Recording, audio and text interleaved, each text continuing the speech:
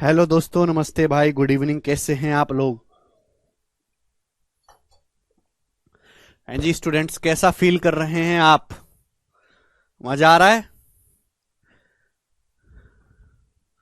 देखिए, मैं हमने ज्योमेट्री शुरू की और ज्योमेट्री में मैंने आपको कल बहुत बेसिक समझाया कि लाइन, पॉइंट, रे, लाइन सेगमेंट, रेखाखंड क्या होता है। ठीक है बच्चों? एंगल यानी कि कोण क्या होता है, एंगल बाइसेक्टर कोण, समद्वि भाजक क्या होता है ना। एंगल कितने टाइप के होते हैं ये मैंने आपको कल की क्लास में समझाया। वर्टिकली अपोजिट एंगल, शीर्ष अभिमुख कोण क्या होते हैं। ठीक है जी। तो आज की क्लास में मैं आपको समझाऊंगा, बहुत ही प्यार से और ढंग से समझिएगा मेरे दोस्तों, कॉम्प्लीमेंट्री एंगल और सप्लीमेंट्री एंगल। कॉम्प्लीमेंट्री एंगल और सप्लीमेंट्री एंगल थोड़ा ध्यान से समझने की कोशिश करिएगा मेरे प्यारे भाई। कॉम्प्लीमेंट्री और सप्लीमेंट्री एंगल, ठीक है जी, चलेगा। सब लोग अपनी कॉपी में हेडिंग डालेंगे कॉम्प्लीमेंट्री एंगल और सप्लीमेंट्री एंगल। ठीक है बच्चों? यस और नो? ध्यान से सुनिएगा। कॉम्प्लीमेंट्री एंगल को हम हिंदी में कहते हैं पूरक कोण। कॉम्प्लीमेंट्री एंगल्स को हम लोग हिंदी में कहते हैं पूरक कोण। ठीक है बच्चों? पूरक कोण। कॉम्प्लीमेंट्री एंगल्स, ठीक है ना, एंगल्स होना चाहिए मेरे प्यार में। सप्लीमेंट्री एंगल्स, पूरक कोण। क्या होता है पूरक कोण? ऐसे दो कोण जिनका आपस में योग 180 डिग्री हो, सॉरी 90 डिग्री हो, ऐसे दो कोण जिनको जोड़ के 90 डिग्री आता हो, उन्हें हम कॉम्प्लीमेंट्री एंगल या पूरक कोण कहते हैं।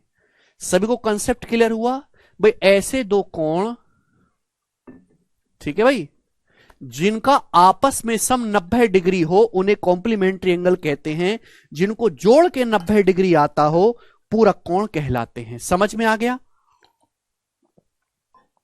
आप बोलोगे हाँ जी सर, जैसे दो कोण दिखाई दे रहे हैं अल्फा और बीटा, इनको जोड़ के 90 डिग्री आ रहा है, तो अल्फा और बीटा एक दूसरे के क्या कहलाएंगे? कॉम्प्लीमेंट्री एंगल कहलाएंगे, पूरक कोण कहलाएंगे। जैसे मैं आपसे कहूं मेरे दोस्तों, एक कोण है 55 डिग्री, तो 55 डिग्री का कॉम्प्लीमेंट्री एंगल क्या होगा? तो ऐसे दो कोण जिनको जोड़ के 90 डिग्री आता हो कॉम्प्लीमेंट्री कहलाएंगे। जैसे सपोज एक कोण है 55, तो 55 का कॉम्प्लीमेंट्री क्या होगा? 90 में से 55 माइनस करेंगे, 90 में से 55 माइनस करेंगे 35 डिग्री, तो 55 डिग्री और 35 डिग्री दोनों का सम आपस में 90 है, तो ये दोनों एक दूसरे के कॉम्प्लीमेंट्री एंगल कहलाते हैं। बिल्कुल ऐसे ही आपको समझना है सप्लीमेंट्री एंगल्स। हिंदी में हम लोग कहते हैं मेरे दोस्तों इसे संपूरक कोण। हिंदी में हम लोग क्या कहते हैं इसको? संपूरक कोण। अब सप्लीमेंट्री एंगल क्या होते हैं? ऐसे दो कोण जिनका आपस में योग 180 डिग्री हो, वो एक दूसरे के सप्लीमेंट्री एंगल कहलाते हैं। ऐसे दो कोण जिनका आपस में सम 180 डिग्री हो, वो एक दूसरे के सप्लीमेंट्री एंगल कहलाते हैं। एक दूसरे के, जैसे यहां पे दो कोण दिखाएं अल्फा और बीटा, इन दोनों को जोड़ के कितना आ रहा है? सीधी रेखा 180 डिग्री आ रहा है। तो ये जो अल्फा और बीटा हैं, ये एक दूसरे के सप्लीमेंट्री एंगल कहलाएंगे। अब जैसे मैंने आपके सामने एक एंगल लिख दिया मेरे दोस्तों, सपोज 7 डिग्री, तो मैं पूछता हूं कि 7 डिग्री का सप्लीमेंट्री क्या होगा? तो 180 में से 7 माइनस कर देंगे 173, 180 में से 7 घटा देंगे 173 डिग्री, तो 7 और 173 को जब जोड़ूंगा तो 180 आएगा। तो 7 डिग्री और 173 डिग्री एक दूसरे के संपूरक कोण कहे जाएंगे, कि 7 डिग्री का सप्लीमेंट्री 173 डिग्री है, 173 डिग्री का सप्लीमेंट्री 7 डिग्री है। समझ में? मैं आपसे एक और एग्जांपल पूछता हूं, जैसे सपोज आपके सामने एक एंगल है, कितना ले लेते हैं भाई? 111 डिग्री। पूछता हूं 111 डिग्री का सप्लीमेंट्री एंगल क्या होगा? तो हमने क्या बोला कि ऐसे दो कोण जिनका योग 180 डिग्री हो, वो एक दूसरे के सप्लीमेंट्री या समपूरक कोण कहलाते। समपूरक कोण। तो अगर एक कोण 111 डिग्री है तो इसका सप्लीमेंट्री क्या होगा? 180 में से 111 घटा देंगे। अब 180 में से 111 घटाने पर कितना आएगा? 69 डिग्री आएगा। यानी कि 111 डिग्री और 69 डिग्री दोनों एक दूसरे के सप्लीमेंट्री एंगल कहलाते हैं। समझ में आ गया? आप बोलोगे हां जी सर समझ में आ गया। अब यहां पे मेरे दोस्तों ये हटा दो भी थोड़ी देर के लिए। यहां पे मैंने आपके सामने कुछ एग्जाम्पल भी लिए, जैसे एक कोण है 43 डिग्री, ठीक है ना, अभी ये भी समझाऊंगा जो हटाया मैंने। जैसे कोई कोण 43 डिग्री है, तो 43 डिग्री का कॉम्प्लीमेंट्री क्या होगा बताओ? कॉम्प्लीमेंट्री सम 90 होना चाहिए, सप्लीमेंट्री सम 180 होना चाहिए। तो 90 में से 43 माइनस करेंगे 47 डिग्री कॉम्प्लीमेंट्री एंगल होगा। सप्लीमेंट्री क्या आएगा? 43 डिग्री अगर कोई कोण है तो 43 का सप्लीमेंट्री कितना आएगा? 90 में से 43 माइनस करेंगे 137 डिग्री, ये आ जाएगा। आप बोलोगे हाँ जी सर। एग्जाम्पल के लिए जैसे कोई कोण है 12 डिग्री, 12 डिग्री का कॉम्प्लीमेंट्री कितना आएगा? 78। 90 में से 12 को घटाएंगे 78 डिग्री। 12 डिग्री का सप्लीमेंट्री क्या आएगा? 180 में से 12 घटाएंगे, 180 में से 12 घटाएंगे 168 डिग्री। समझ में आया? आप बोलोगे हां जी सर बिल्कुल सही। यानी कि अगर आपके पास कोई कोण थीटा है, कोई कोण थीटा, तो थीटा का कॉम्प्लीमेंट्री एंगल कितना होगा? 90 में से थीटा माइनस कर देंगे, 90 माइनस थीटा। इस थीटा का सप्लीमेंट्री एंगल कितना होगा? समपूरक कोण, सप्लीमेंट्री एंगल मतलब सम 180 होना चाहिए, तो थीटा को 180 में से माइनस कर देंगे, 180 माइनस थीटा। समझ में आया? आप बोलोगे हां जी सर। ये सुनो। अब यहां से अगला कंसेप्ट मेरे दोस्तों, तो ये कोई कोण है, ये उस कोण का कॉम्प्लीमेंट्री है, जैसे 43 डिग्री, 43 का कॉम्प्लीमेंट्री 47 है और सप्लीमेंट्री है 137। आप अगर ये ध्यान से देखो, ये 47 से 137 कितना ज्यादा है? तो आप कहोगे 90। सर 47 डिग्री में 90 अगर मैं ऐड करूंगा तो 137 आ रहा है कि नहीं? आ रहा है। भाई एक कोण है 12, 12 डिग्री का कॉम्प्लीमेंट्री कितना है? 78। 12 डिग्री का सप्लीमेंट्री कितना है? 168। तो 78 से 168 डिग्री कितना ज्यादा है? 90 डिग्री ज्यादा है। 78 में 90 जोड़ूंगा 168 डिग्री हो जाएगा। आप बोलोगे हां जी सर। बच्चों ये कौन है? थीटा। थीटा का कॉम्प्लीमेंट्री क्या है? 90 माइनस थीटा। सप्लीमेंट्री एंगल कितना है? 180 माइनस थीटा। अब 90 माइनस थीटा से 180 माइनस थीटा कितना ज्यादा है? 90।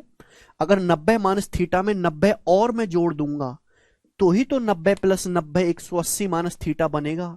यानी कि आपने यहां से कुछ चीज ऑब्जर्व करी बच्चों, कि किसी भी कोण का सप्लीमेंट्री एंगल उसके कॉम्प्लीमेंट्री एंगल से हमेशा 90 डिग्री ज्यादा होता है। सभी को कंसेप्ट क्लियर हुआ?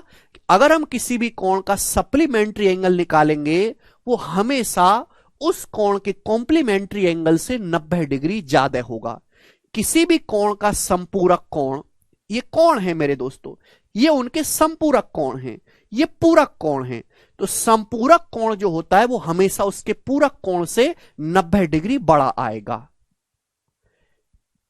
क्लियर है? यहां तक किसी बच्चे को कोई परेशानी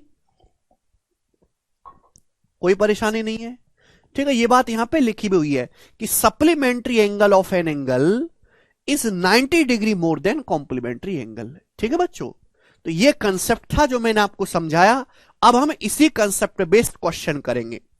क्वेश्चन मैं आपको प्रीवियसर के ही कराऊंगा, सभी लोग ध्यान से सुनिएगा मेरे प्यार भी। सवाल नंबर होगा आपके सामने 1 और मैं कॉम्प्लीमेंट्री और सप्लीमेंट्री एंगल पे आपको 6 क्वेश्चन सॉल्व करवाऊंगा। सवाल नंबर 1, बताइए बच्चों इसका क्या आंसर है?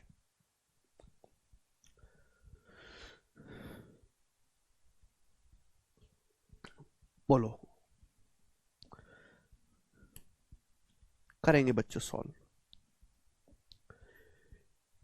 देखो ये सवाल दिया हुआ है लैंग्वेज में, ये सवाल आपको हिंदी और अंग्रेजी में दिया हुआ है, आपको इसको गणित की भाषा में लिखना है। बोला है एक कोण का मान उसके कोटि पूरक कोण से, कोटि पूरक कोण को ही कोटि पूरक बोलते हैं, है ना, इसमें कंफ्यूज मत हो जाना, पूरक कोण ही कोटि पूरक होता है बेटा, पूरक और कोटि पूरक एक ही बात है। ठीक है बेटे, चलिए एक कोण का मान उसके कोटि पूरक कोण से 14 डिग्री कम है, कोण का मान ज्ञात करें। The measure of an angle is 14 degree less than measure of its complementary angle then find the value of angle। तो भैया मैंने मान लिया कि माना कोण की वैल्यू थीटा है, माना कोण का मान थीटा है, तो सवाल में बोला गया कि एक कोण का मान जो है, एक कोण की वैल्यू, एक एंगल की वैल्यू उसके कॉम्प्लीमेंट्री एंगल से 14 डिग्री कम है। अगर कोई कोण थीटा है तो बताओ बच्चों थीटा का कॉम्प्लीमेंट्री एंगल कितना होगा? तो थीटा का कॉम्प्लीमेंट्री एंगल होगा 90 degree minus theta, 90 minus theta.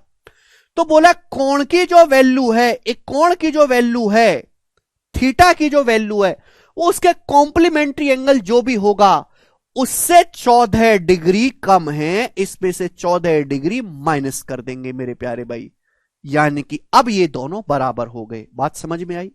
तो एक कोण का जो मान है उसके कॉम्प्लीमेंट्री एंगल से 14 डिग्री कम है। ये लिखा हुआ था इंग्लिश में, हमने लिखा इसको गणित की भाषा में। यहां तक किसी बच्चे को इस समस्या 76 डिग्री गलत बता रहे हैं आप लोग। मैंने मान लिया कि कोई कोण थीटा है, तो थीटा का कॉम्प्लीमेंट्री एंगल क्या होगा? थीटा का कोटि पूरक कोण क्या होगा? 90 माइनस थीटा। तो कोण का जो मान है उसके कोटि पूरक कोण के मान से 14 डिग्री कम है। 14 डिग्री कम का मतलब घटा देना, 14 डिग्री ज्यादा का मतलब जोड़ देना, तो -14 हो जाएगा। समझ में आया? क्लियर? आप बोलोगे हां जी सर। अब ये माइनस का थीटा है बेटा, जब ये माइनस थीटा इधर आएगा तो थीटा प्लस थीटा 2 थीटा हो जाएगा, ये बराबर। अब ये 90 में से 14 माइनस कर देंगे, 76 डिग्री हो जाएगा, हो जाएगा। तो थीटा कितना आएगा बताओ बच्चों? 76 डिग्री को 2 से भाग देंगे, 76 बटे 2 आएगा 38 डिग्री, यानी कि 38 डिग्री। तो कोण थीटा की जो वैल्यू होगी वो 38 डिग्री होगी। डी ऑप्शन इस सवाल का आंसर बनेगा।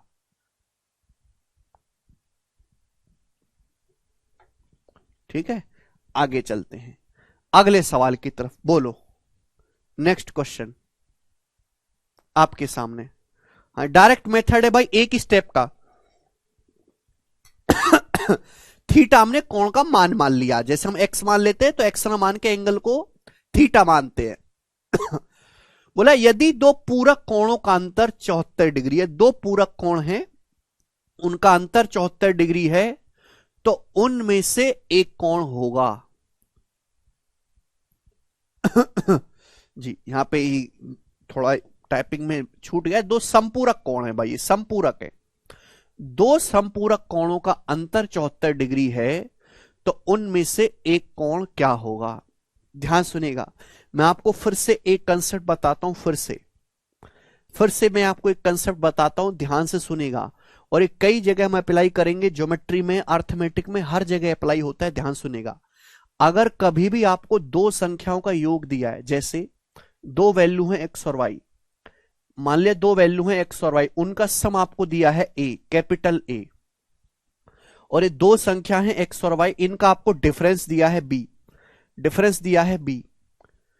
ठीक है बच्चों, तो x की जो वैल्यू होगी वो क्या होगी? जवाब दो, x का मान कितना होगा और y का मान कितना होगा? जरा आप मुझे बताओ।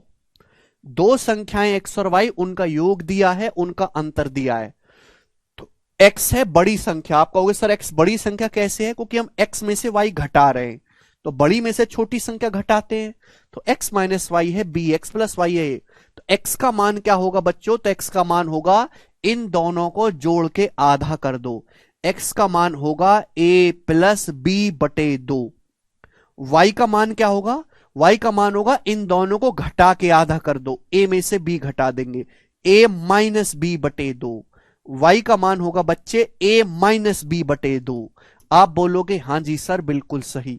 अब आप कहोगे सर क्यों? आपके सामने बच्चों ये दो इक्वेशन है, दो समीकरण, मुझे x का मान निकालना है। इन दोनों इक्वेशन को ऐड कर दो, दोनों इक्वेशन को जोड़ दो। अगर मैं इन दोनों को ऐड करूंगा तो देखो x में x जोड़ूंगा 2x हो जाएगा। जब मैं y में माइनस वाई जोड़ूंगा, y में माइनस वाई जोड़ूंगा तो कट नहीं जाएगा, प्लस वाई से माइनस वाई कट जाएगा, तो बराबर हो जाएगा a प्लस बी। यही हो जाएगा कि नहीं बच्चों?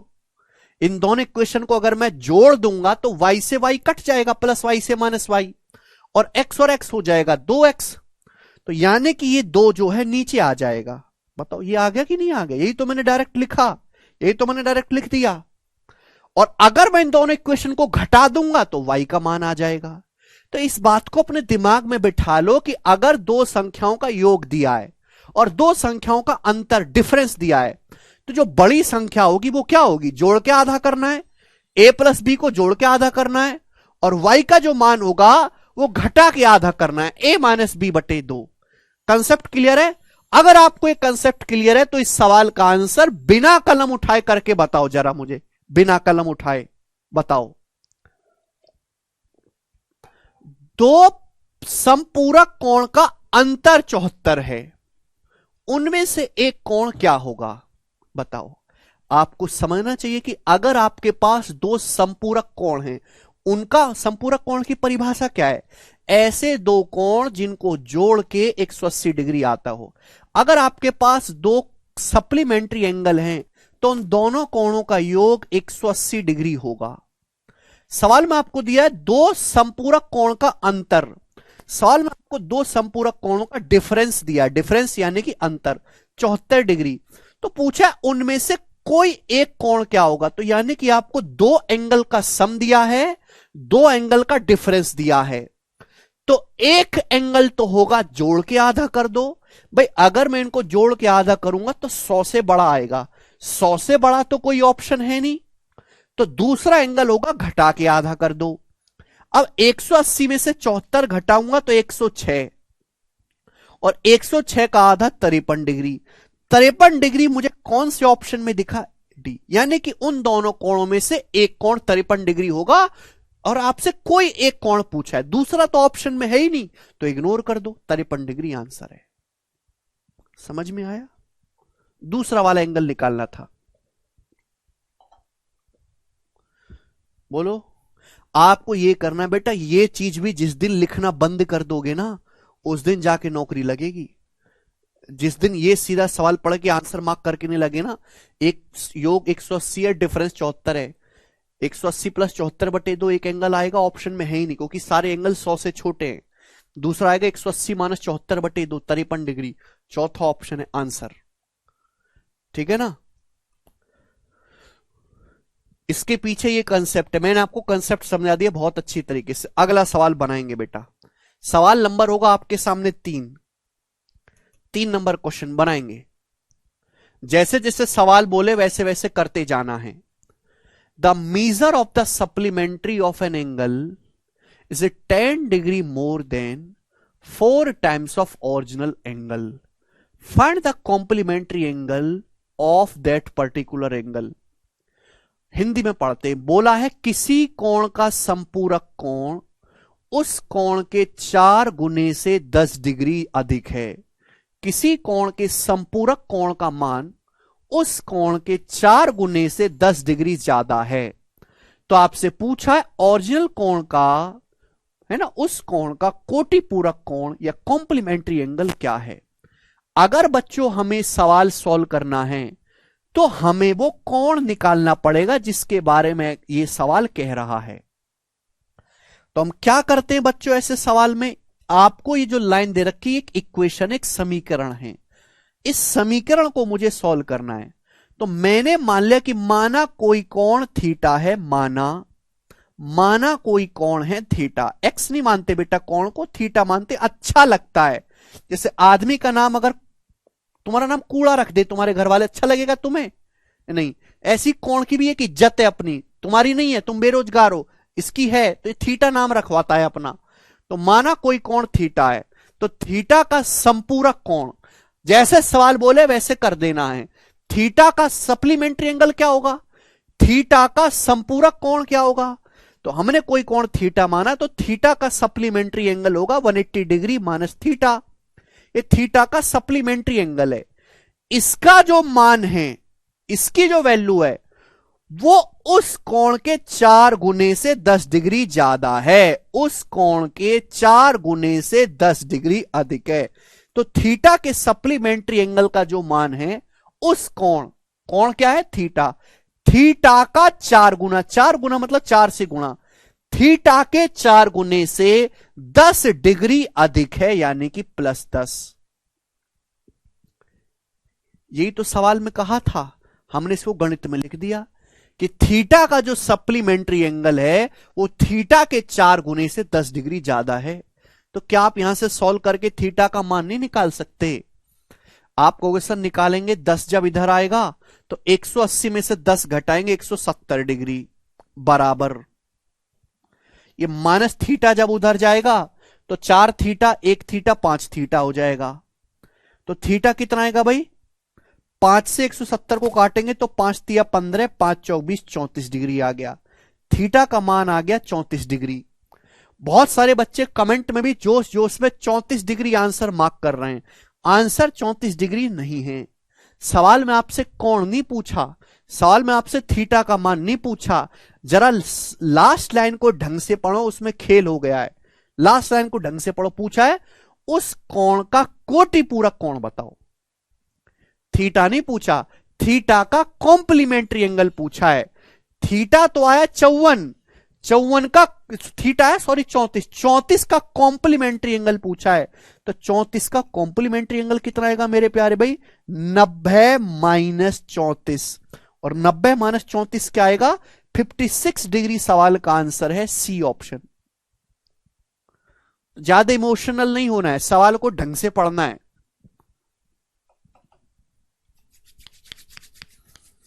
कर पाएंगे?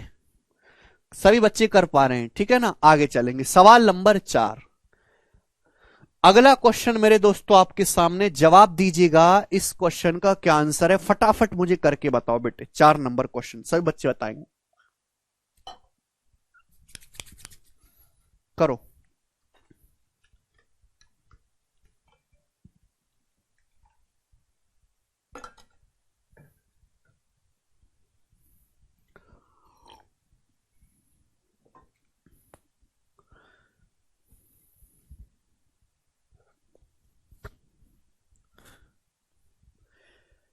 मैं आपको टाइम दे रहा हूं, सोचो समझो करके बताओ।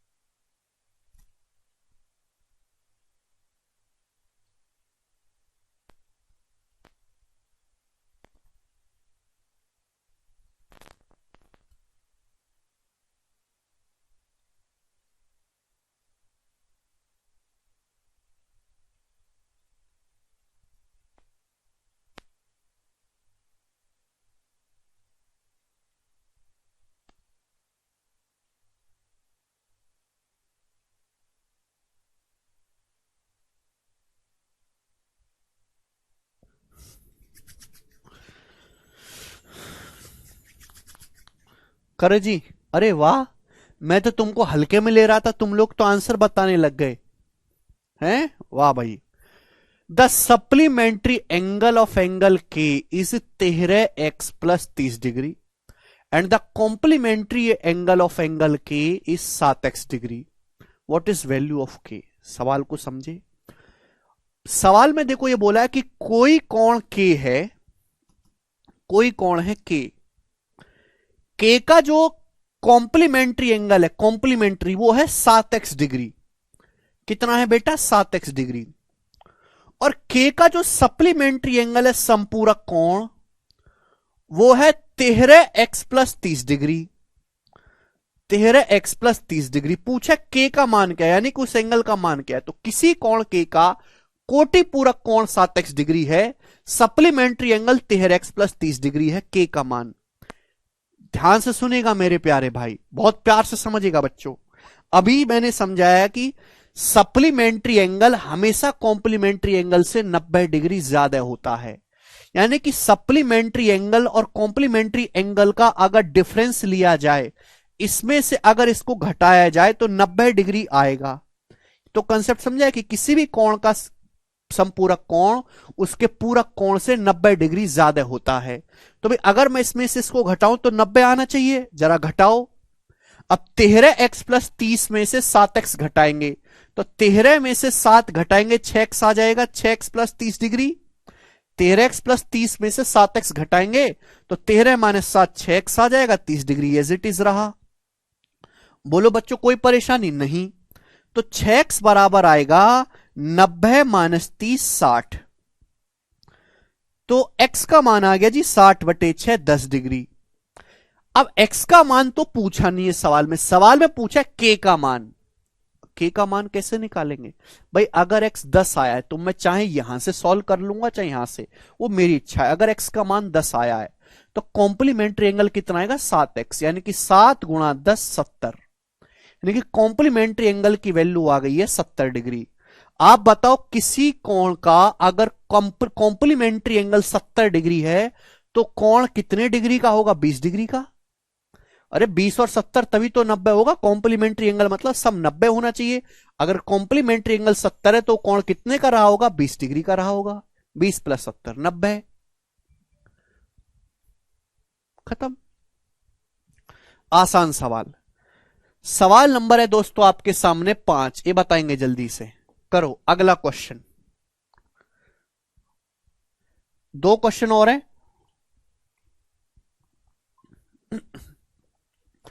x और y are 2 supplementary angle. x और y 2 संपूरक कोण हैं। देखो बच्चों अगर 2 x और y यहां पे 2 संपूरक कोण हैं तो पहली लाइन का मतलब यह है कि x और y का जो सम है वो 180 डिग्री है। सप्लीमेंट्री एंगल या संपूरक कोण का मतलब है ऐसे दो कोण जिनका योग 180 डिग्री हो। x प्लस वाई 180 डिग्री है। ये पहली लाइन में दिया हुआ। आगे जाके इसकी भाषा को समझो। यदि कोण x का सप्लीमेंट्री एंगल, x का सप्लीमेंट्री एंगल y के कॉम्प्लीमेंट्री एंगल का आधा है। एग्जामिनर आपको बिल्कुल पूरी तरीके से पागल बनाने की कोशिश कर रहा है, पूरी तरीके से। अगर आप इस सवाल की लैंग्वेज को समझ गए बिल्कुल आसान है। सवाल में साफ साफ ये कहा गया है कि x और y 2 सप्लीमेंट्री एंगल है, उनका योग 180 है। अब x का सप्लीमेंट्री एंगल, तो भाई x का सप्लीमेंट्री एंगल तो y हुआ ना। x का कोण, x का संपूरक कोण, x का सप्लीमेंट्री एंगल तो y हुआ ना। x का सप्लीमेंट्री एंगल तो y हुआ ना बच्चे। तो इसकी जो वैल्यू है वो किसके बराबर है, वो y के कॉम्प्लीमेंट्री कोण का आधा है। अब y का कॉम्प्लीमेंट्री एंगल क्या होगा, y का कॉम्प्लीमेंट्री एंगल होगा 90 माइनस वाई। y का कॉम्प्लीमेंट्री एंगल कितना होगा, 90 माइनस वाई।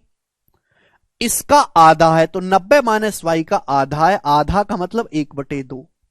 बोलो बात को समझे। तो x का सप्लीमेंट्री एंगल बना y, तो y is equal to half of complementary angle of y। y के complementary angle 90 degree minus y का हाफ है, यानी कि आधा। समझ में आया। आप बोलोगे हाँ सर तो यहां से y का मान नहीं निकाल सकते। पूछा x और y का रेशियो, तो जब 2 इधर आएगा तो 2y हो जाएगा, 2 की यहां गुणा हो जाएगी। अब स्टेप ना कम करना शुरू करो, ये बार बार आप लिख नहीं सकते। 2y, ये माइनस वाई इधर आएगा तो 2y, ये माइनस वाई 3y हो जाएगा। 3y आएगा 90। तो y की वैल्यू कितनी आएगी भाई, 3 से 90 30 बार कट जाएगा। तो y का मान आ गया 30 डिग्री। 30 डिग्री आ गया y का मान। पूछा x से y का अनुपात। भाई अनुपात अगर निकालना है तो x भी पता होना चाहिए। अगर इन दोनों को जोड़ के 180 आता है तो x का मान आएगा 150। 150 प्लस 30 150, ये x की वैल्यू आ गई 150 डिग्री। अब इनका रेशियो लेना। रेशियो आप जानते हैं, अरे बेशक ज्योमेट्री पढ़ रहे हैं पर रेशियो तो जानते होंगे, नाम सुना है रेशियो नाम की कोई चीज दुनिया में होती है, हैं? तो देखिए 30 से कट जाएगा, 30 पंजे 150, 5:1 आ गया सी ऑप्शन। 30 पंजे 150, 5:1।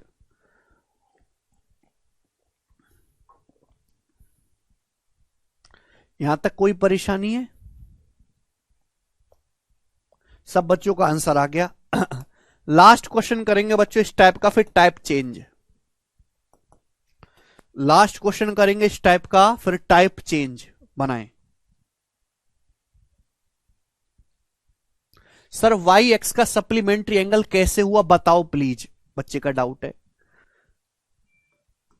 ऐसे हुआ क्योंकि हमारा जो सवाल है ना, वो सवाल चीख चीख के इस बात को कह रहा है, जो हमारा सवाल है ना बेटे, वो सवाल चीख चीख के कह रहा है इस बात को।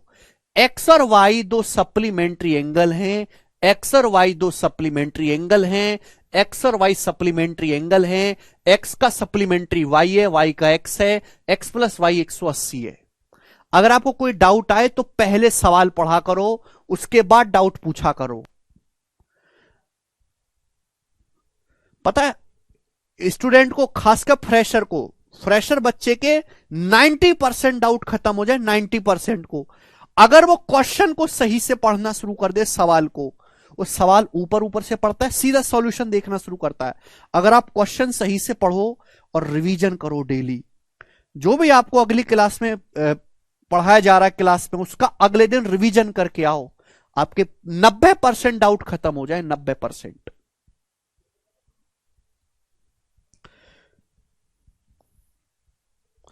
अच्छा, जिन बच्चों ने कभी जिंदगी में कोई इक्वेशन ही सॉल्व नहीं करी उनको मुश्किल होगी, ठीक है ना, वो धीरे धीरे समझेंगे।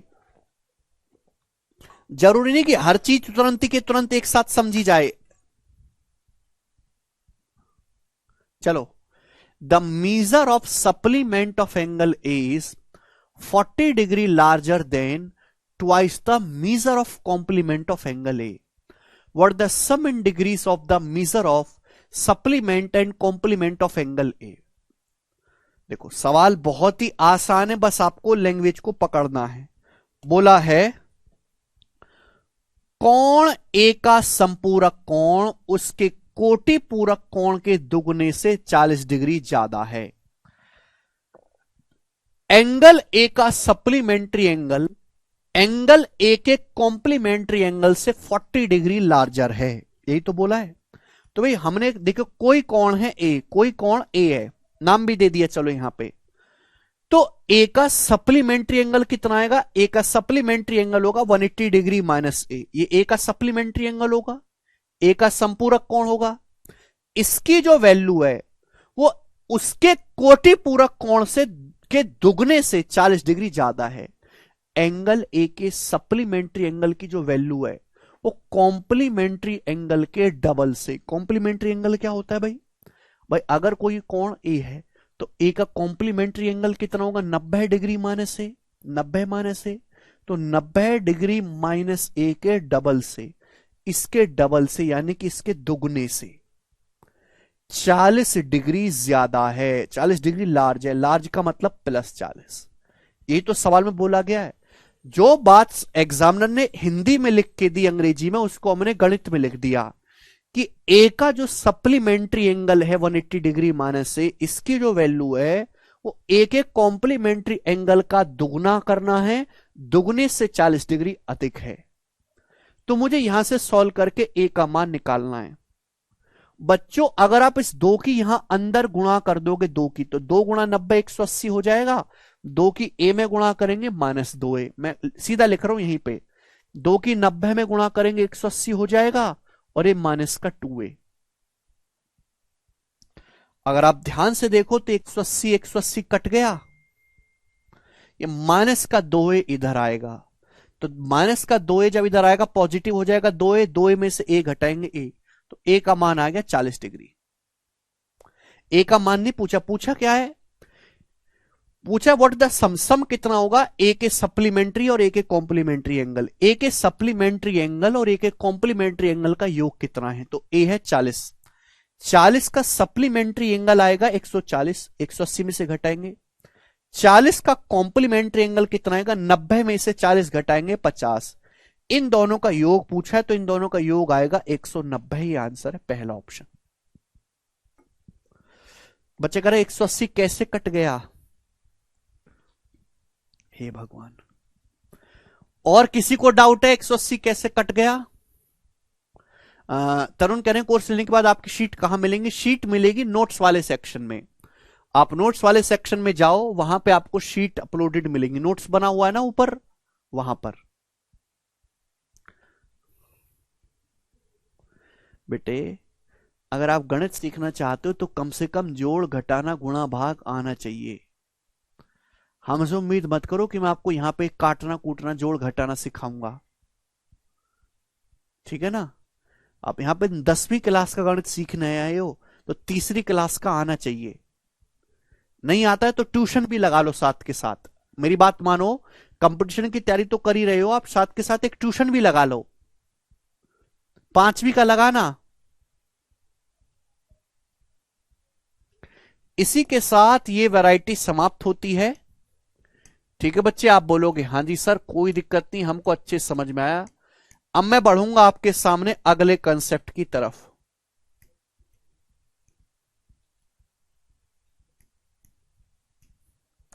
हम चलेंगे दोस्तों अब अगले कंसेप्ट की तरफ, नेक्स्ट कंसेप्ट, ठीक है जी। चलो, मैंने कल वर्टिकल अपोजिट एंगल आपको समझा दिया, ठीक है ना। कॉम्प्लीमेंट्री सप्लीमेंट्री हो गया। अब सब लोग अपनी कॉपी में हेडिंग डालेंगे ट्राइंगल। ट्राइंगल,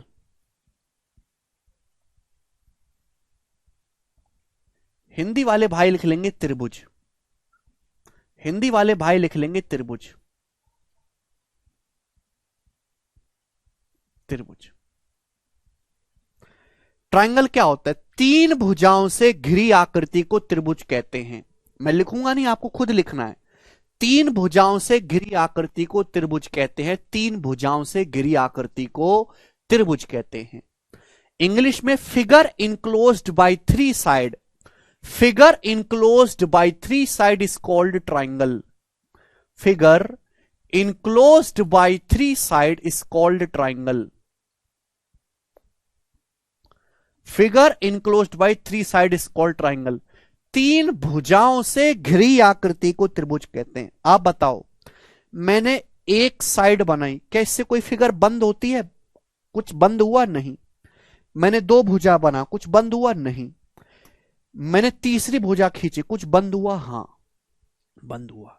यानी कि अगर हमें कोई बंद आकृति बनानी है तो कम से कम 3 भुजाएं चाहिए। 3 से कम भुजाओं से 1 या 2 का इस्तेमाल करके कोई आकृति बंद करी ही नहीं जा सकती। समझ में आया? आप बोलोगे हां जी सर समझ में आया है, कोई परेशानी नहीं है। तो ये होता है मेरे दोस्तों ट्राइंगल। ये होता है आपके सामने ट्राइंगल, ठीक है। 3 भुजाओं से घिरी आकृति को त्रिभुज कहते हैं। तो भैया देखो, इस त्रिभुज में 3 भुजाएं दिख रही हैं, 1 2 3। इस त्रिभुज के 3 कोने होते हैं। एक कोना ये है, एक कोना ये है और एक कोना ये है। इनको हम बोलते हैं वर्टेक्स या फिर हिंदी में कहते हैं शीर्ष।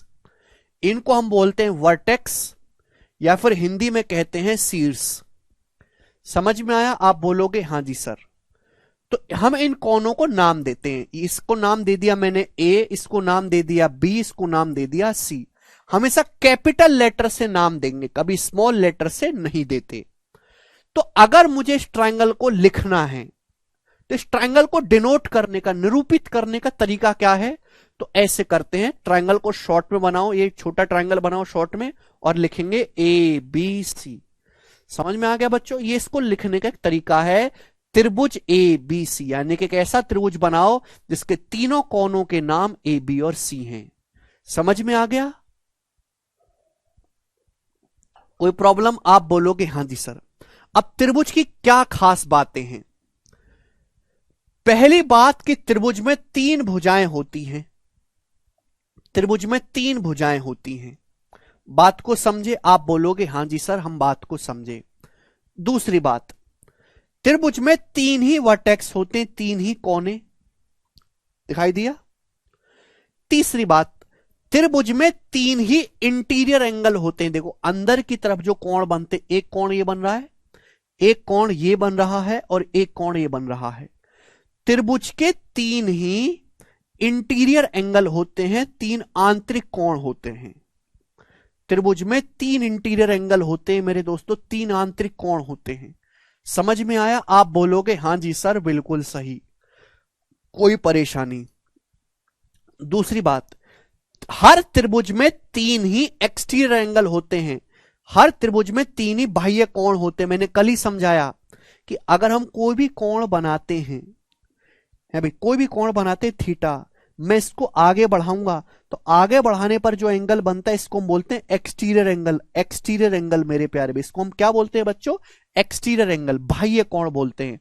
तो त्रिभुज में तीन आंतरिक कोण होते हैं और त्रिभुज में तीन ही एक्सटीरियर एंगल होते हैं मेरे प्यारे भाई। समझ में आया? त्रिभुज में तीन ही एक्सटीरियर एंगल्स होते हैं। क्लियर है? आप बोलोगे सर कैसे? हर वर्टेक्स पे एक आंतरिक कोण एक बाह्य कोण।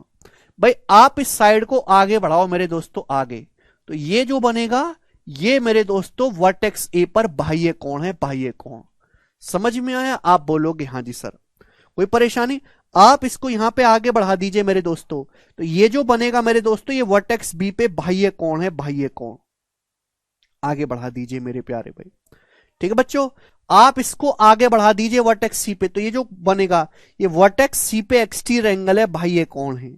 समझ में आया? आप बोलोगे हां जी सर समझ में आया है। तो तीन ही आंतरिक कोण है और तीन ही बाह्य कोण है। सभी को दिखाई दिया? मजा आ रहा है? कोई तकलीफ?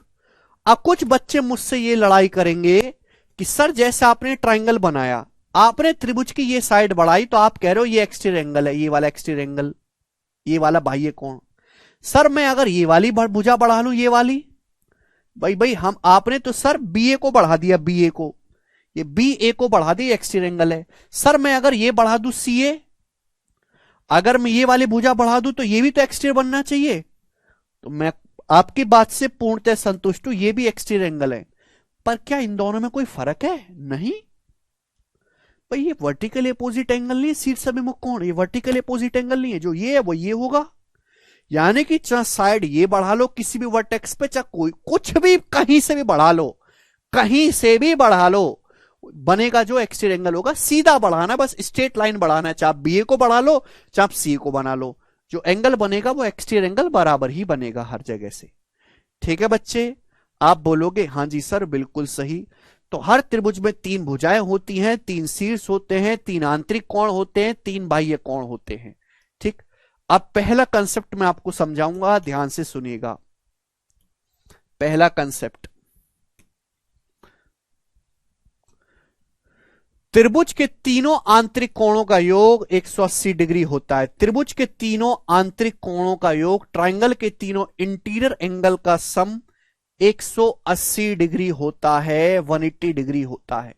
सब लोग अपनी कॉपी में उतार लेंगे। मैं आपको इसका प्रूफ भी समझाऊंगा बाद में, ठीक है ना? उसके लिए मुझे और बताना पड़ेगा। अभी के लिए ये ध्यान रखो मेरे दोस्तों कि ये त्रिभुज है एबीसी, इसके अंदर के तीन कोण बन रहे हैं, ये कोण ए है, ये बी है और ये सी है। इन तीनों कोणों का योगफल हमेशा 180 डिग्री होता है। त्रिभुज किसी भी साइज का हो, किसी भी शेप का हो, छोटा मोटा, काणा भेड़ा, लूला लंगड़ा, कैसा भी त्रिभुज बनाओ, आप ऐसा बनाओ त्रिभुज, आप ऐसा त्रिभुज बनाओ, कुछ भी बनाइए, हमेशा उसके तीनों आंतरिक कोणों का योगफल 180 डिग्री रहेगा, 180 से हटने वाला नहीं है। जैसे मैं आपसे कहूं कि ये वाला एंगल 73 डिग्री का है, ये एंगल 55 डिग्री का है, तो आप हमें जवाब देंगे कि ये वाला कोण कितने डिग्री का होगा? जवाब दो बच्चों, बताएंगे सब लोग।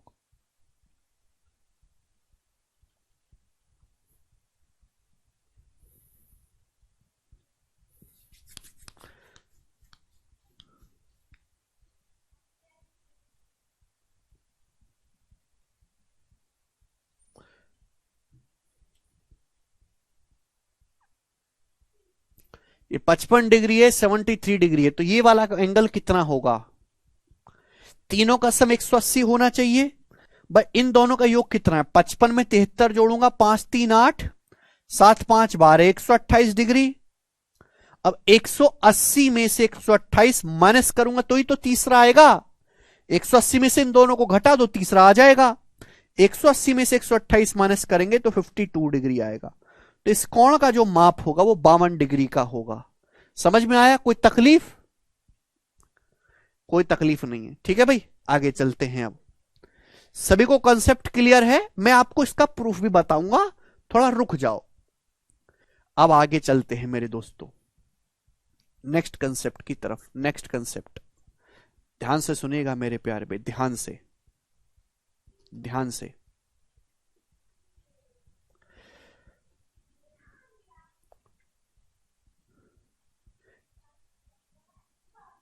एक्सटीरियर एंगल, सब लोग अपनी कॉपी में पहले कंसेप्ट का स्टेटमेंट लिख लेंगे, फिर मैं आपको समझाऊंगा। Exterior angle is equal to, exterior angle is equal to sum of opposite interior angle, sum of opposite interior angles, sum of opposite interior angles.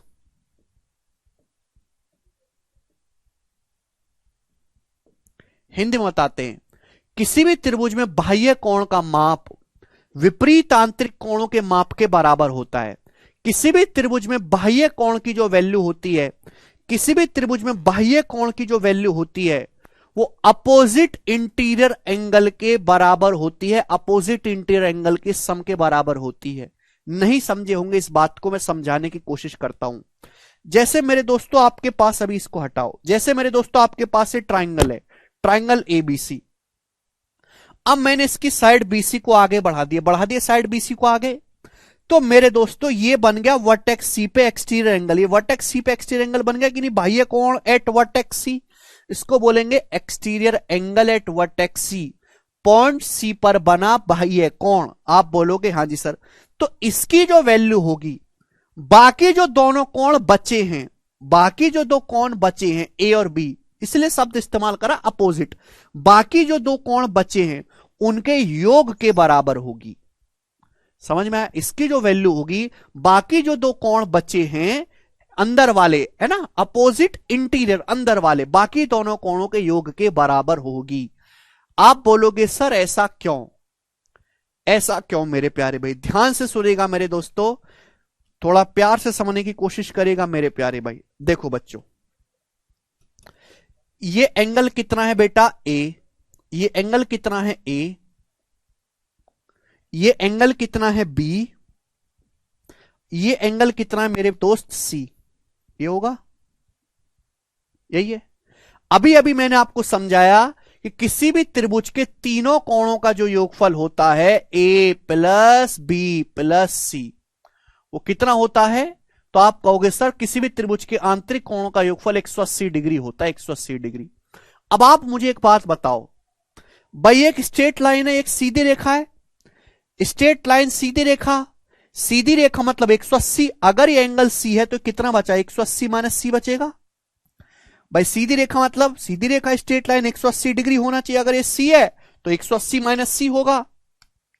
अब 180 माइनस सी होता क्या है? भाई इन तीनों का योगफल 180। अगर मैं सी को इधर ले आऊंगा, इधर ले जाऊंगा, 180 माइनस सी किसके बराबर आ गया? 180 माइनस सी किसके बराबर आ गया बेटा? जवाब दो। ए प्लस बी तो हो गया। क्या हो गया? ए प्लस बी तो हो गया। आप बोलोगे हाँ जी sir, angle A plus angle B. यही तो मैंने आपको समझाया है भाई। अगर आप सी को उधर ले जाओगे तो 180 माइनस सी किसके बराबर हो गया? Angle A plus angle B के बराबर हो गया। तो कहने का मतलब यह हुआ कि किसी भी त्रिभुज के बाह्य कोण की जो वैल्यू है वो अपोजिट इंटीरियर एंगल के जो बाकी दो कोण बचे उनके योग के बराबर होती है। ठीक है भाई, यहां तक कोई तकलीफ? अब जैसे मैं आपके सामने ट्राइंगल बना देता हूं, ये ट्राइंगल बना देता हूं, ये ट्राइंगल पी क्यू आर, ये मैंने आपको बना दिया। ठीक है बच्चों, अब मैंने इस साइड को यहां पे आगे बढ़ाया, इस साइड को, ये साइड मैंने आगे बढ़ा दी, तो ये जो कोण बना exterior angle at vertex P, इसकी वैल्यू क्या होगी बताओ जल्दी से, इसकी वैल्यू क्या होगी बताओ। तो बाकी जो दो कोण बचे क्यू और आर, इनके योग के बराबर हो जाएगी कि नहीं angle Q plus angle R. आप बोलोगे हां जी सर बिल्कुल सही, बात समझ में आ गई, कोई तकलीफ? ठीक है, मैं आपसे बड़ा सिंपल सा सवाल पूछता हूं, बड़ा सिंपल सा, कि आपके सामने त्रिभुज है, आपके सामने त्रिभुज है, ये एंगल 61 डिग्री का है, ये एंगल 44 डिग्री का है, 44 डिग्री का, तो मुझे बताओ कि ये एंगल कितने डिग्री का होगा, जवाब दो, ये वाला कोण कितने डिग्री का होगा, बताएंगे, करो। बहुत सरल, इससे सरल सवाल नहीं बन सकता दुनिया में कोई।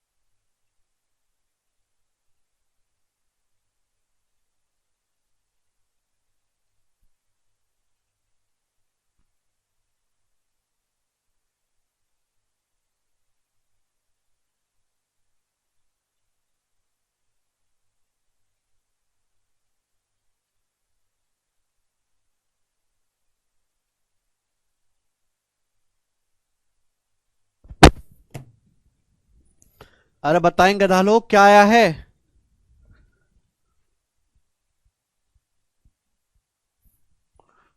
बोलते ही नहीं है। अगर ये 61 है, 44 है, तो कितना है, इन दोनों को जोड़ देंगे, 4 1 5 6, 4 10 105 डिग्री, बात खत्म। एक और 105 डिग्री का होगा। क्लियर है? आप बोलोगे हां जी सर बिल्कुल सही। नेक्स्ट आगे की तरफ चलेंगे, अगला कंसेप्ट।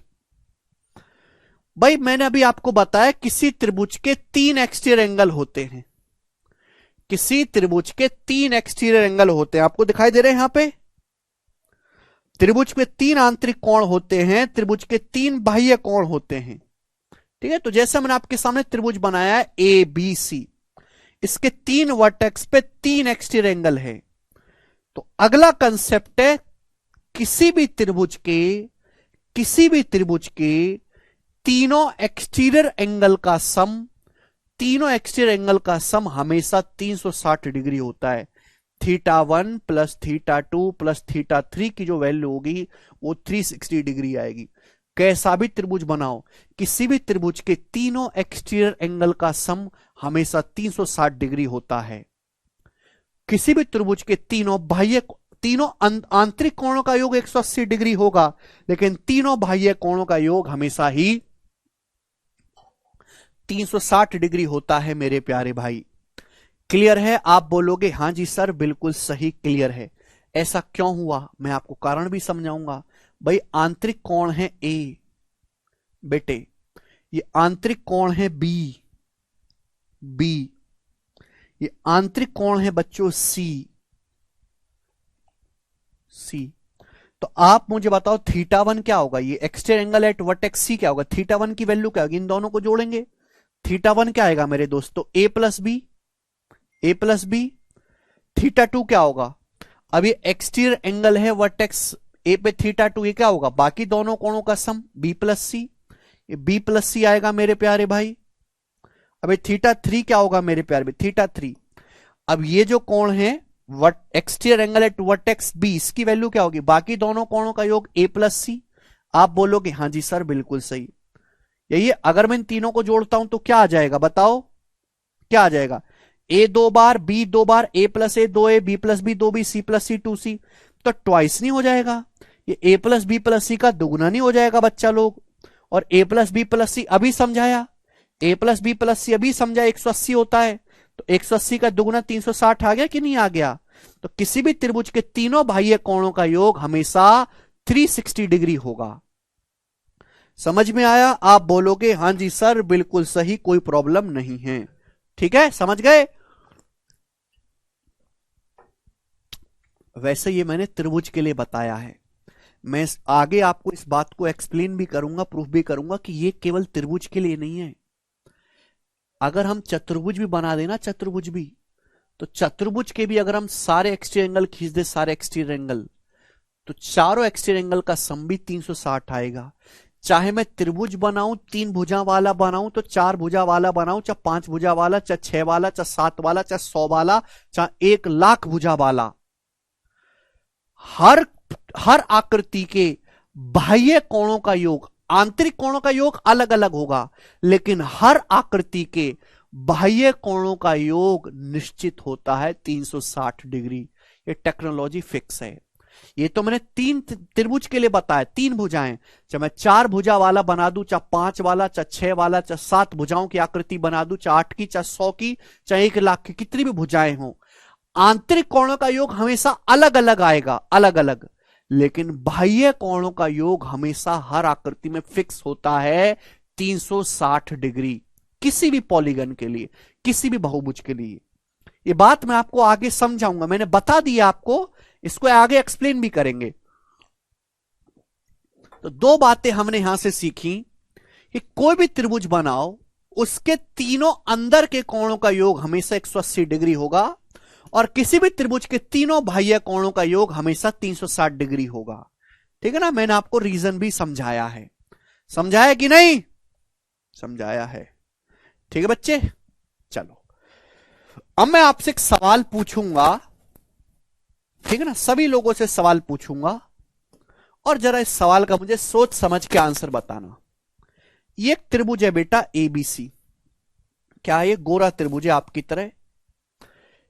ये वाला एंगल यहां से यहां तक, ये वाला एंगल, ये वाला एंगल यहां से यहां तक, ये कोण, इतना कोण घूमना है यहां से यहां तक पूरा, और ये वाला एंगल, इन तीनों एंगल का योग कितना होगा? जवाब दो।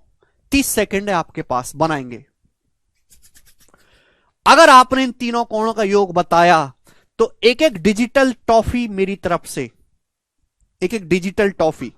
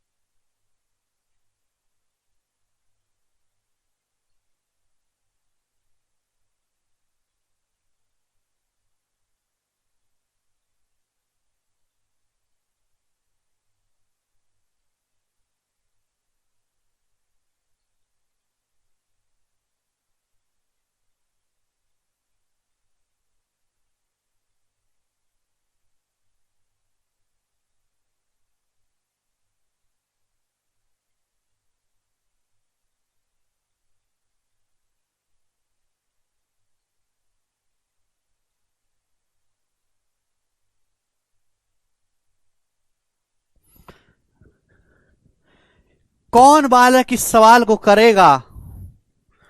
1000 डिग्री, 720 डिग्री, हैं? बता लो, तुक्का मार लो।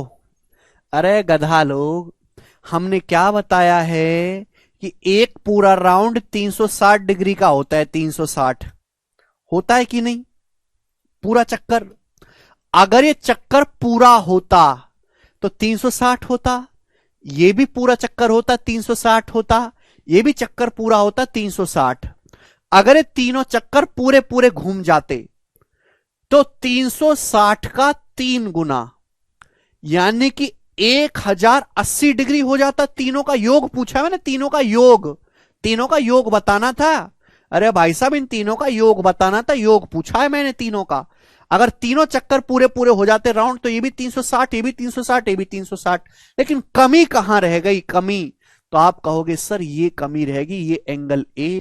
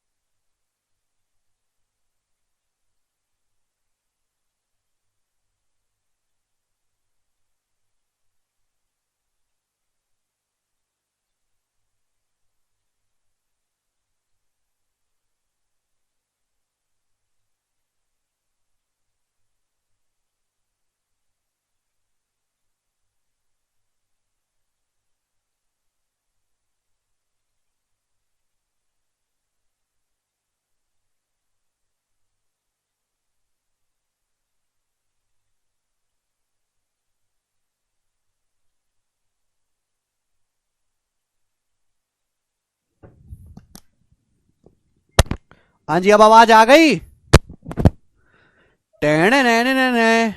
360 दिया माइनस 180, 900 डिग्री आंसर था सवाल का, ये बनाए।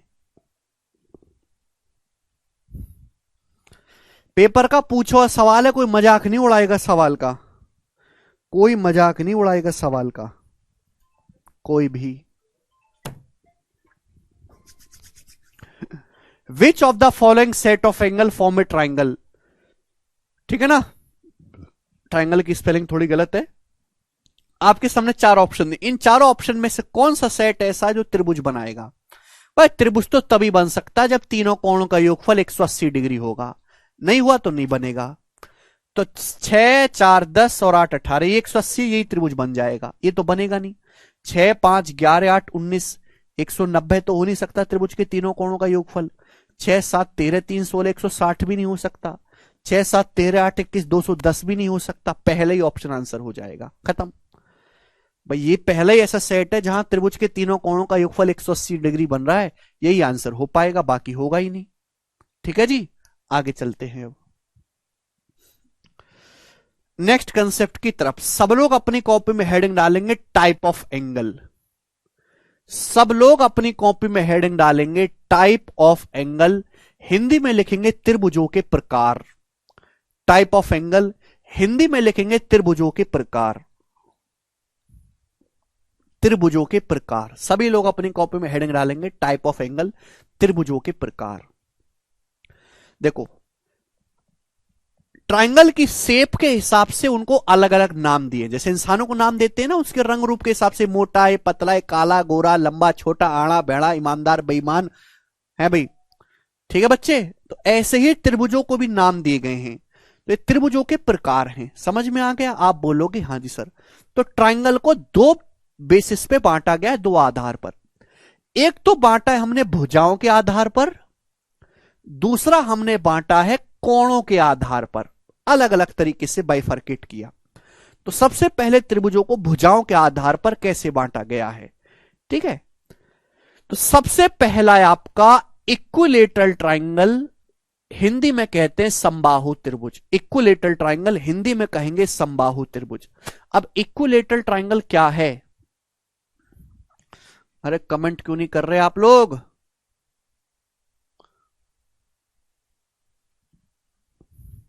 बोलो। हाँ जी प्रिंस, इक्विलेटरल ट्राइंगल समबाहु त्रिभुज। इक्विलेटरल ट्राइंगल वो ट्राइंगल कहलाते हैं जिन ट्राइंगल की तीनों साइड बराबर होती हैं। एक ऐसा त्रिभुज जिसकी तीनों भुजाएं बराबर होती हैं बच्चों, उसे हम इक्विलेटरल ट्राइंगल कहते हैं। यानी कि अगर इस ट्राइंगल की ये साइड ए है तो ये वाली साइड भी ए है और ये तीसरी साइड भी ए है। तीनों भुजाएं अगर किसी त्रिभुज की बराबर हैं तो हम उसे इक्विलेटरल ट्राइंगल या फिर समबाहु त्रिभुज कहते हैं। All side are equal. बस अब आपको यह सोचना है बेटा, अगर किसी त्रिभुज की तीनों भुजाएं बराबर हैं तो भाई उसके तीनों कोण भी तो बराबर होने चाहिए। आप एक बात बताओ, ये ट्राइंगल बहुत शरीफ है, ये हर जगह से बराबर भुजाओं वाला है, तो तीनों कोण भी तो बराबर होने चाहिए कि नहीं? ऐसा थोड़ा ना हो सकता है कि एक ट्राइंगल के कोण छोटे बड़े हों। ऐसा कैसे हो सकता है कि एक ट्राइंगल के कोण छोटे बड़े हों और तीनों भुजाएं छोटे बड़े कोण है तो भुजाएं भी छोटी बड़ी होंगी अलग अलग? आप बोलोगे हाँ जी सर। तो यानी कि अगर इसके तीनों भुजाएं बराबर हैं तो तीनों कोण बराबर होंगे। पर तीनों कोणों का योग होता है 180। 180 को तीनों में बराबर बराबर कट करेंगे, बटे 3 करेंगे तो 60 डिग्री का। यानी कि ये कोण भी 60 डिग्री होगा, ये भी 60 डिग्री होगा और ये भी 60 डिग्री होगा। तो यानी कि इक्विलेटरल ट्राइंगल की तीनों भुजाएं बराबर होती हैं और तीनों कोण 60 डिग्री के होते हैं। क्लियर? आप बोलोगे हाँ जी सर। सेकंड वाला, सेकंड आपको समझना है आइसोसेलेस ट्राइंगल, हिंदी में कहते हैं समद्विबाहु त्रिभुज। आइसोसेलेस ट्राइंगल हिंदी में कहते हैं समद्विबाहु त्रिभुज। नाम से ही क्लियर है, द्वि का मतलब है दो, सम मतलब समान, बाहु मतलब भुजाएं। यानी कि ऐसा त्रिभुज जिसकी केवल दो भुजाएं बराबर होती हैं, तीसरी अलग होती है। एक ऐसा त्रिभुज जिसकी केवल दो भुजाएं बराबर होती हैं उसे हम समद्विबाहु त्रिभुज कहते हैं, जैसा ये आपके सामने बनाया गया है। भाई ये दो, एक ट्राइंगल है मेरे दोस्तों, इसकी दो भुजाएं बराबर हैं। यानी कि अगर मैं कहता हूं कि ये भुजा 5 है सपोज एग्जांपल के लिए, तो ये भी 5 है। तीसरी भुजा कोई अलग हो जाएगी, सपोज मैंने मान लिया 7। तो देखो दो भुजाएं बराबर है, ये भी 5 ये भी 5, और तीसरी भुजा मेरे दोस्तों इसकी अलग है, तो इसको हम बोलते हैं समद्विबाहु त्रिभुज। तो जैसे यहां पे एक ट्राइंगल बनाया गया ए बी सी, ठीक है बच्चों, यहां पे मेरे दोस्तों ये ए बी और ये ए सी, ये दोनों बराबर हैं, दो साइड ए बी और ए सी, तो आइसोसेलेस ट्राइंगल समद्विबाहु त्रिभुज कहलाएगा। अब इसमें एक कंसेप्ट भी है कि आइसोसेलेस ट्राइंगल में, समद्विबाहु त्रिभुज में मेरे प्यारे भाई, जो बराबर भुजाएं होती है ना, बराबर भुजाएं, इन बराबर भुजाओं के सामने के कोण भी बराबर होते हैं। आइसोसेलेस ट्राइंगल में इक्वल साइड के सामने के एंगल भी बराबर होते हैं। अब ये साइड AC और साइड AB बराबर है, तो साइड AC के सामने कौन सा कोण है? ये वाला। ये साइड AB है, साइड AB के सामने कौन सा कोण है? ये वाला। तो ये दोनों कोण आपस में बराबर होंगे। अगर ये कोण थीटा है तो ये भी थीटा होगा। मैं बाद में आपका प्रूफ भी समझाऊंगा, लेकिन अभी के लिए आपको इंपॉर्टेंट बात जाननी है। दो साइड बराबर हैं तो दो एंगल भी बराबर होंगे। अगर बच्चों मैं आपके सामने एक त्रिभुज ऐसे बना देता हूं, एक त्रिभुज ये ए बी सी, और मैंने बोल दिया कि ये दोनों साइड इक्वल हैं, ये दोनों साइड है भाई, ये भी 9 है और ये भी 9 है, और ये साइड है 4। तो अब आप बताओ मेरे दोस्तों, ये दोनों साइड बराबर है तो इनके सामने के कोण भी बराबर होंगे। अगर 9 के सामने ये वाला कोण अगर अल्फा है तो इस 9 के सामने ये वाला कोण भी अल्फा होगा, ये दोनों कोण बराबर होंगे। तो आइसोसेलेस ट्राइंगल में दो साइड बराबर होंगी और उनके सामने के अपोजिट एंगल भी बराबर होंगे। 9 के सामने ये वाला कोण आ रहा है, इस 9 के सामने कोण आ रहा है, तो यहां ए और बी बराबर हो जाएंगे। समझ में आ गई बात? आप बोलोगे हां जी सर समझ में आ गई। तीसरा विषम बाहु त्रिभुज, तीसरा ट्राइंगल होता है scalene triangle. Scalar triangle Hindi में कहते हैं विषम बाहु त्रिभुज। स्केलन ट्राइंगल विषम बाहु त्रिभुज, नाम से ही क्लियर है। विषम का मतलब होता है अलग अलग, बाहु का मतलब भुजाएं। यानी कि एक ऐसा त्रिभुज जिसकी तीनों भुजाओं की लंबाई अलग अलग होती है उसे हम विषम बाहु त्रिभुज कहते हैं। तीनों भुजाएं अलग अलग लंबाई के। देखो इक्वल साइड को दिखाने के लिए हम ऐसे इक्वल का साइन लगा देते हैं। अगर दोनों पे बराबर लगा हुआ है तो इक्वल साइड है। अभी विषम बाहु त्रिभुज है, तीनों साइड की लंबाई अलग अलग है, मतलब जो साइड ये होगी ये उससे अलग होगी और ये इससे अलग होगी, तीनों साइड अलग अलग होगी। एग्जाम्पल के लिए अगर ये 5 है, एग्जाम्पल के लिए मेरे दोस्तों ये साइड 5 है, ये 9 है और ये मेरे दोस्तों 7 है। तो कैसा ट्राइंगल है? तीनों भुजाएं अलग अलग हैं, स्केलन ट्राइंगल या विषम बाहु त्रिभुज है। भाई जाहिर सी बात है, अगर तीनों भुजाएं अलग अलग है तो तीनों कोण भी अलग अलग होंगे। तो यानी कि अगर ये कोण अल्फा है, ये थीटा है, नाम दे रहा हूं मैं अपनी मर्जी से, बीटा है, तो तीनों कोण की जो है मेजरमेंट भी अलग अलग होगी, सेम नहीं होगा कोई भी। सभी को कंसेप्ट क्लियर? तो 3 ट्राइंगल बने, तीनों साइड बराबर समबाहु, 2 साइड बराबर समद्विबाहु, तीनों साइड अलग अलग स्केलन ट्राइंगल। समझ में आया? नरेश कह रहे हैं बेसिक सर।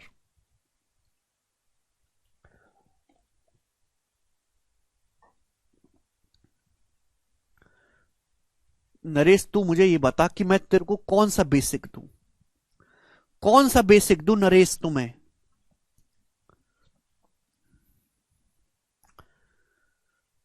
इसके अलावा कौन सा बेसिक होता है दुनिया में, जरा तुम मुझे बताओ तो सही कि सर यू वाला बेसिक मुझे दो। क्या तुम्हें पनीर की चटनी चाहिए?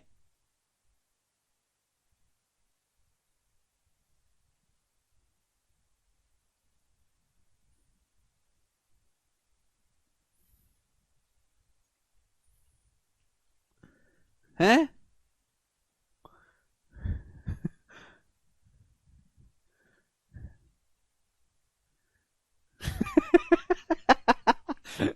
मैं एक फिल्म बना रहा हूं, एक था बेसिक। नरेश मैं तुम्हें उसमें विलन का रोल दूंगा, ठीक है जी, विलन का रोल दूंगा। एक था बेसिक, हॉलीवुड की फिल्म है भाई, बहुत खतरनाक फिल्म बन के आएगी, देखना तुम, कांपेगी दुनिया देख के उसे। एबीसीडी पढ़ने आए हो कि गणित पढ़ने आए हो? अगला मेरे दोस्तों, ये मैंने बताया ट्राइंगल का टाइप साइड के आधार पर, हम बांटेंगे एंगल के बेसिस पे, कोणों के आधार पर। त्रिभुज को कोणों के आधार पर कैसे बांटा गया है? सबसे पहला होता है एक्यूट ट्राइंगल, न्यून कोण त्रिभुज, एक्यूट एंगल ट्राइंगल, न्यून कोण त्रिभुज, ठीक है भाई। यानी कि ऐसा त्रिभुज जिसके तीनों कोण 90 डिग्री से कम होते हैं, जिसके तीनों कोण एक्यूट एंगल होते हैं, उससे हम एक्यूट एंगल ट्राइंगल कहते हैं। जिसके तीनों कोण 90 डिग्री से छोटे होते हैं उनको हम एक्यूट एंगल ट्राइंगल कहते हैं। जैसे कि मेरे दोस्तों 50 डिग्री है, अभी मेरे दोस्तों ये आपका ले लेते हैं सपोज 70 डिग्री है और ये 60 डिग्री है, ये तीनों कोण हैं। देखो तीनों कोण 90 डिग्री से छोटे हैं, तीनों का सम 180 है, तो एक्यूट एंगल ट्राइंगल कहलाएगा। तो न्यून कोण त्रिभुज एक ऐसा त्रिभुज जिसके तीनों कोण कुछ भी हो पर 90 डिग्री से छोटे होने चाहिए, न्यून कोण त्रिभुज कहलाएगा। अगला है राइट एंगल ट्राइंगल या फिर समकोण त्रिभुज।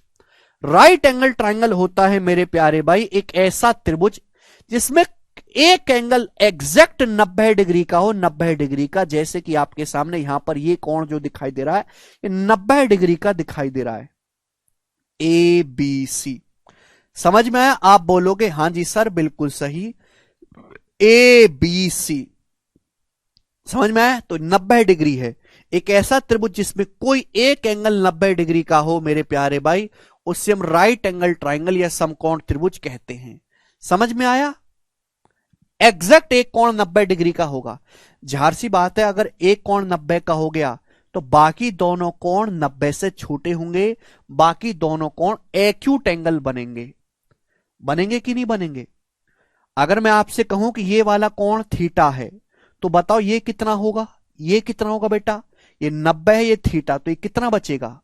अगर ये 90 डिग्री है तो बाकी दोनों का सम भी 90 होना चाहिए। अगर ए एंगल 90 है तो बाकी दोनों का 90 बचना चाहिए, तभी तो 90 जमा 90 180 होगा।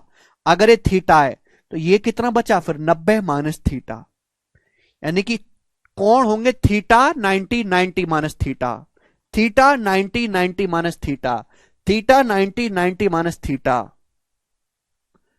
नहीं प्रदीप, भाई ट्राइंगल तो तभी बनेगा ना अब तीनों का सम 180 हो। तो यानी कि एक ऐसा त्रिभुज जिसमें कोई एक एंगल 90 डिग्री हो राइट एंगल कहलाएगा। अगर ये 90 है तो बाकी दोनों का सम भी तो 90 होगा ना, तभी तो 180 बनेगा भाई। अगर ये थीटा है तो क्या होगा, 90 माइनस थीटा। समझ में आया? आप बोलोगे हां जी सर बिल्कुल सही। यानी कि मजे वाली बात यह है कि अगर ये 90 है तो बाकी दोनों एंगल का सम भी 90 होगा। यानी कि a प्लस बी जो है वो c के बराबर बन गया 90। यानी कि राइट एंगल ट्राइंगल में बड़ी खास बात है कि समकोण त्रिभुज में एक एंगल की वैल्यू बाकी दोनों एंगल के योग के बराबर होती है। भाई ये 90 है तो a प्लस बी भी 90 है। एक एंगल की वैल्यू बाकी दोनों एंगल के योग के बराबर होती है, बड़ी खास बात है। आगे चलेगा, ध्यान सुनेगा। समकोण त्रिभुज में जो 90 डिग्री बनाने वाली भुजाएं ना, AC और BC, जो 90 डिग्री बनाने वाली भुजाएं, इनको बोलते हैं समकोण त्रिभुज की टांगे या फिर लेग्स। क्या बोलते हैं? लेग्स। तो जब भी मैं आगे से लेग्स बोलूं तो लेग पीस मत समझ लेना। लेग्स का मतलब राइट एंगल ट्राइंगल की 90 डिग्री बनाने वाली भुजाएं। अब ये AC और BC के बीच में 90 बन रहा है, तो AC और BC क्या कहलाती है? राइट एंगल ट्राइंगल की लेग्स कहलाती है, टांगे। और 90 डिग्री के सामने जो होता है मेरे दोस्तों, इसको बोलते हैं राइट एंगल ट्राइंगल में हाइपोटीनियस। नाम सुना है कभी आपने? हाइपोटीनियस। हिंदी में कहते हैं कर्ण। राइट एंगल ट्राइंगल का क्या कहते हैं बच्चों? इसे कर्ण कहते हैं, कर्ण। वैसे राइट एंगल ट्राइंगल में हाइपोटीनियस जो होता है वो सबसे बड़ा होता है, सबसे बड़ा। यहां तक की बात क्लियर है? बोलो। तो अगर ये 90 है तो बाकी दोनों कोणों का सम 90 बचेगा। ये थीटा है तो ये 90 माइनस थीटा। 90 डिग्री बनाने वाली जो भुजाएं समकोण त्रिभुज की टांगे कहलाती हैं, लेग्स। 90 डिग्री के सामने की जो भुजाएं उसे हम हाइपोटीनियस या कर्ण कहते हैं। समझ में आ गया? आप बोलोगे हां जी सर बिल्कुल सही। चलो अब देखो, बचपन में मैं आपको इसका बाद में बहुत डिटेल में समझाऊंगा, प्रूफ भी करवाऊंगा। अभी मैं ऐसी छोटी छोटी बातें बता दे रहा हूं जो आपको पता होनी ही चाहिए। देखो बच्चों, ये वर्टेक्स ए है। वर्टेक्स ए के सामने की इस भुजा को मैंने नाम दे दिया, वर्टेक्स ए के सामने स्मॉल ए है। ये वर्टेक्स क्या नाम दे दिया मैंने? स्मॉल ए। ये शीर्ष बी के सामने स्मॉल बी है और इस शीर्ष सी के सामने स्मॉल सी है। ये भुजाओं की लंबाई है।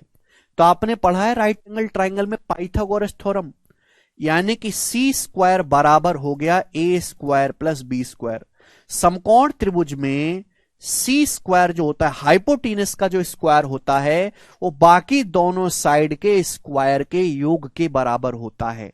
इसको बोलते हैं पाइथागोरस थ्योरम। किसी बच्चे ने अगर ये नहीं पढ़ी है तो 10वीं क्लास कैसे पास हो गया मुझे तो पता ही नहीं पड़ा है भैया। किसी भी समकोण त्रिभुज में हाइपोटीनस का स्क्वायर अदर टू साइड के अन्य दो भुजाओं के वर्गों के योग के बराबर होता है। इसे पाइथागोरस थ्योरम बोलते हैं। समझ में आया? 90 डिग्री के सामने सी हाइपोटेनस है, सी स्क्वायर बराबर A square plus B square, Pythagoras theorem. कहां से है, क्यों है, ये बाद की बात है, मैं आपको समझाऊंगा बाद में। ये ट्रिग्नोमेट्री में भी पढ़ना है, ज्योमेट्री में भी पढ़ना है, मेंसुरेशन में भी पढ़ना है, हर जगह पढ़ना है पाइथागोरस थ्योरम।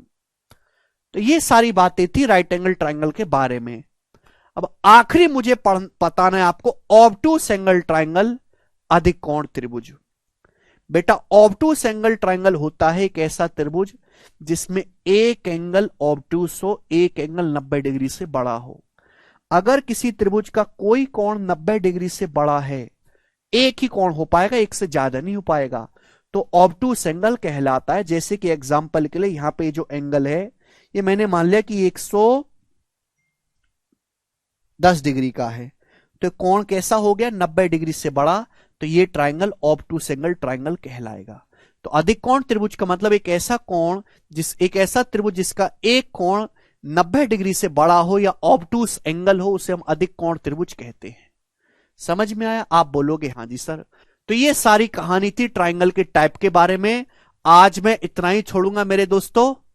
अब मैं जा रहा हूं पार्टी करने, आज तुम्हारी मैम का बर्थडे है। तुम कुछ भी करते रहो, ठीक है भाई? रिवीजन करो, मेहनत करो, ठीक है भाई? गुरुजी इंग्लिश की तैयारी कैसे करें प्लीज बताएं। अब ये सब सवाल बाद में, ठीक है भाई? अब मैं जा रहा हूं तुम्हें छोड़ के, तुम्हारा मेरा साथ यहीं तक है आज।